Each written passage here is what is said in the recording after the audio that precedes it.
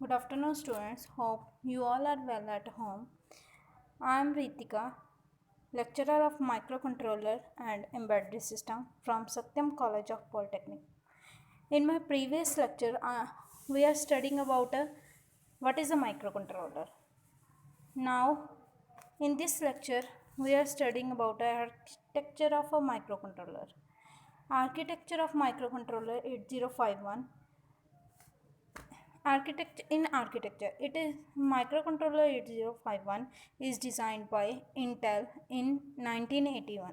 Microcontroller 8051 जो हमारा Intel company ने 1981 में डिज़ाइन किया था। ये जो हमारा माइक्रोकंट्रोलर है इसमें 8 बिट का माइक्रोकंट्रोलर है। ये इसमें 40 पिन है टोटल, जिसमें 4 KB रोम स्टोरेज है और 128 KB जो है हमारी रैम स्टोरेज है। दो 16 बिट के टाइमर्स हैं जो हमारे parallel 4 parallel input output ports हैं, जो सारे पोर्ट्स जो हैं 8 बिट के पोर्ट हैं।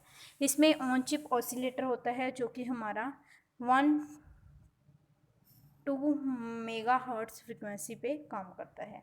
1-2 मेगाहर्ट्ज़ मतलब 12 मेगाहर्ट्ज़ फ्रिक्वेंसी पे काम करता है। अब हम पढ़ेंगे इसमें component of a micro controller. Component में सबसे पहले हमारे आते हैं बस कंट्रोल। बस कंट्रोल हमारा क्या होता है, इसमें दो तरह की बसेस होती है। एक होती है डाटा बस जो कि सिर्फ डाटा ट्रांसफ़र करती है, दूसरी होती है एड्रेस बस जो हमारी इन्फॉर्मेशन ट्रांसफ़र करती है। हम डिटेल में एक एक टॉपिक को पढ़ेंगे। इसमें है 4 general purpose register, input output port होते हैं, टाइमर्स एंड काउंटर होते हैं, रैम एंड रोम होती है, सीरियल पोर्ट्स होते हैं, इंटरप्ट कंट्रोल होता है और हमारा CPU होता है। अब हम सभी टॉपिक्स को एक एक करके पढ़ेंगे। सबसे पहले है बस कंट्रोल। बस कंट्रोल, सबसे पहले बस क्या होती है? बस होती है कि ग्रुप ऑफ वायर जिसमें बहुत सारी वायर्स जो है एक ग्रुप में अटैच की हो, उसको बोलते हैं बस। ठीक है। बस कंट्रोल में दो तरह की हमारी बस आती है, एक होती है एड्रेस बस, दूसरी होती है डाटा बस। एड्रेस बस जो हमारी है 16 बिट की एड्रेस बस होती है जो कि हमारी इन्फो को ट्रांसफ़र करती है। इसमें एड्रेस बस में सिर्फ इन्फॉर्मेशन ट्रांसफ़र नहीं होता, और बस जो हमारी 8 बिट की डाटा बस होती है इसमें सिर्फ हम डाटा ट्रांसफ़र करते हैं। उसके बाद हमारे आते हैं input output ports. Input output ports हमारे माइक्रो कंट्रोलर 8051 में 4 तरह के इनपुट आउटपुट पोर्ट हैं। सबसे पहले आता है port 0, then port 1, port 2 and port 3।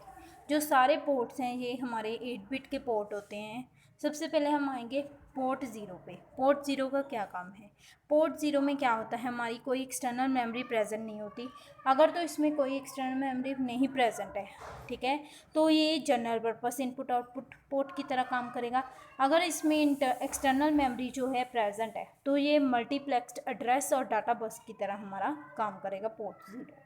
Next हमारा आता है पोर्ट 1। पोर्ट 1 में क्या है, इनपुट आउटपुट ऑपरेशन होते हैं जो कि ड्यूअल फंक्शनिंग को परफॉर्म नहीं करते। ड्यूअल फंक्शनिंग में क्या होता है, जैसे हम ट्रांसमिट करते हैं डाटा वैसे ही रिसीव नहीं होता साइमल्टेनियसली। ड्यूअल फंक्शनिंग जो है इसमें पॉसिबल नहीं है पोर्ट 1 में। नेक्स्ट हमारा पोर्ट 2 जो है पोर्ट 0 की तरह ही काम करता है। जैसे पोर्ट 0 में एक्सटर्नल मेमोरी हो तो जनरल पर्पस की तरह एक्ट करेगा, अगर एक्सटर्नल मेमोरी ना हो तो ये मल्टीप्लेक्स एड्रेस और डाटा बस की तरह काम करेगा। नेक्स्ट आता है जो हमारा डेडिकेटेड जो इनपुट आउटपुट पोर्ट की तरह बिहेव करता है। नेक्स्ट टॉपिक हम पढ़ेंगे टाइमर्स एंड काउंटर्स। टाइमर और काउंटर 8051 में हमारे 2 टाइमर्स और 2 काउंटर होते हैं। टाइमर जो है हमारे टाइम डिले जनरेट करते हैं। कोई भी प्रोसेसिंग जैसे डाटा सेंड कर रहे हैं उसमें टाइम डिले जो है जनरेट करना है, ये काम हमारा टाइमर का होता है। टाइमर में क्या होता है, क्लॉक सोर्स देते हैं, ठीक है, इंटरनल क्रिस्टल फ्रिक्वेंसी जो 8051 को जाती है। नेक्स्ट आता है काउंटर। काउंटर में क्या होता है, काउंटर जो है कितने रजिस्टर पिन हमने सेंड की है, कितने रिसीव किए है, उसको काउंट करके हमें रिजल्ट बताता है। इसमें होती है हमारी क्लॉक पल्स। जो हमारी टाइमर में होती है वो क्लॉक पल्स होती है उसमें भी, पर इंटरनल क्रिस्टल फ्रिक्वेंसी से चलती है, ये है एक्सटर्नल क्रिस्टल फ्रिक्वेंसी से काम करती है। ये हमारा है टाइमर्स एंड काउंटर्स। उसके आगे हमारे आते हैं एडिशनल पिन्स। इसमें जो 8051 है उसकी एडिशनल पिन्स होती है और 4 एडिशनल पिन ईए को क्या कहते हैं, एक्सटर्नल। नेक्स्ट आती है हमारी PSEN, program store enable. Next ALE, address latch enable and RST reset, ठीक है। उसके बाद हमारी आती है internal RAM and ROM. RAM और रोम हम कंप्यूटर में कई बार पढ़ चुके हैं। जैसे रैम क्या होती है हमारी, रैंडम एक्सेस मेमोरी, और रोम क्या होती है, रीड ओनली मेमोरी। हम एक एक करके इसको डिस्कस करेंगे। रैम क्या होती है, सबसे पहले रैम पे आते हैं। रैम को हम नॉन वोलेटाइल मेमोरी भी बोलते हैं। इसको रैम जो है हमारी, रैम में क्या है, परमानेंट स्टोरेज होती है, जो हम डाटा एक बार स्टोर कर लेते हैं। कंप्यूटर बंद करने के बाद भी वो हमारा डाटा कंप्यूटर के अंदर रहता है, वो जो है इरेज नहीं होता, ठीक है। रैम में it can be address program memory as well as 64K data memory. इसमें जो है एड्रेस प्रोग्राम मेमोरी भी होती है और 64K की डाटा मेमोरी भी होती है। बट हमारी जो रोम होती है वो क्या है, परमानेंट स्टोरेज है। रोम परमानेंट स्टोरेज और रैम क्या है, टेम्परेरी स्टोरेज। रोम में जब हम डाटा लिख लेते हैं तो कंप्यूटर बंद करने के बाद हमारी जो है रैम का डाटा इरेज हो जाता है, पर रोम का डाटा इरेज नहीं होता, क्योंकि रोम जो है परमानेंट स्टोरेज है और रैम क्या है, टेम्परेरी स्टोरेज है।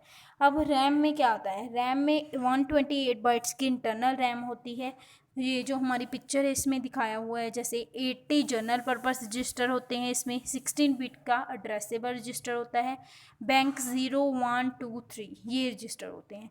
अब रैम में क्या होता है, 128 बाइट को ऐसे डिवाइड किया होता है। 80 जनरल पर्पस रजिस्टर के लिए आ गया, फिर 16 बिट की एड्रेस रजिस्टर आ गई, उसके बाद जितनी बच गई हमारी 8 बिट के ये सारे रजिस्टर होते हैं। बैंक 0, बैंक 1, बैंक 2, बैंक 3 ये सारे जो है 8 बिट के रजिस्टर्स हैं, ठीक है। उसके बाद हमारे आएगी अगली 8051 के सीरियल पोर्ट। सीरियल पोर्ट्स में क्या होता है, सीरियल पोर्ट्स का मतलब क्या होता है, इसमें सीरियल कम्युनिकेशन कर चलती है। ये जैसे है हमारे फुल डुप्लेक्स की तरह काम करते हैं। फुल डुप्लेक्स का मतलब है जिस टाइम में रिसीव होना है डाटा उस टाइम में ही ट्रांसमिट होना है, ठीक है। ट्रांसमिशन और रिसेप्शन जो है हमारी एक ही टाइम पे चलती रहती है। इसमें जो है 2 पोर्ट्स होते हैं, 3 पिन्स होती हैं जो इंटरफेस प्रोवाइड करती है। हमारी पिन 3.0 जो है वो रिसीव पिन होती है, 3.1 जो है ट्रांसमिट पिन होती है। Both synchronous and asynchronous transmission को सपोर्ट करता है। ये सिंक्रोनस ट्रांसमिशन में क्या है, सिंक्रोनस ट्रांसमिशन वो ट्रांसमिशन है जिसमें हमें क्लॉक सिग्नल देते हैं, ठीक है। पर असिंक्रोनस में जो है डाटा फ्रेम सपोर्ट करता है असिंक्रोनस मोड, ठीक है। इसमें हम जो है क्लॉक सिग्नल नहीं देते, सिंक्रोनस में देते हैं ट्रांसमिट करने के लिए डाटा, पर असिंक्रोनस में नहीं देते। इसके नेक्स्ट हमारा आता है इंटरप्ट कंट्रोल। इंटरप्ट कंट्रोल क्या है, दो तरह से इंटरप्ट माइक्रो कंट्रोलर में कर सकते हैं।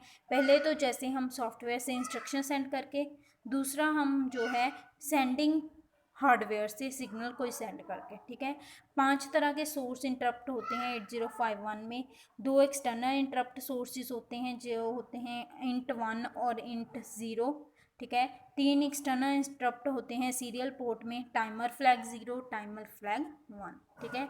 इसके बाद हमारा आता है CPU। हमें पता है CPU को ब्रेन ऑफ कंप्यूटर भी कहते हैं। CPU हमारा जो है सारे ही प्रोसेसिंग मशीन का जो है माइंड होता है एक तरह से।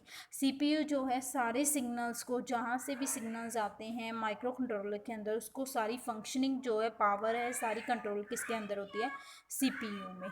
CPU जो मैनेज करता है डिफरेंट टाइप ऑफ रजिस्टर जो माइक्रो कंट्रोलर 8051 में प्रेजेंट होते हैं। Thank you for watching.